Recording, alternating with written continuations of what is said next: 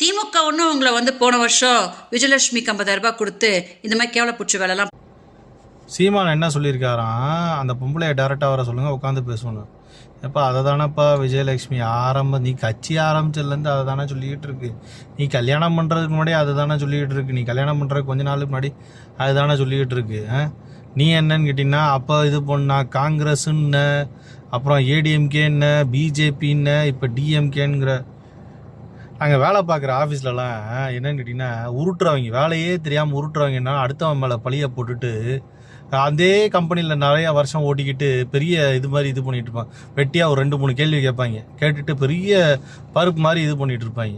அவங்களாவது ஒருத்தங்க 2 பேரோட வாழ்க்கையில் விளையாடுறாங்க. ஆனால் நீ என்ன பண்ணுற, பெரிய கட்சியவே விளாண்டுட்டு நீ பண்ண தப்புக்கு, எப்படி நீ பண்ண தப்புக்கு கட்சியை விளாண்டுட்டு கடைசியில் என்னன்னா பெரியார இப்போ எல்லாத்தையும் வச்சு உருட்டிக்கிட்டு உருட்டு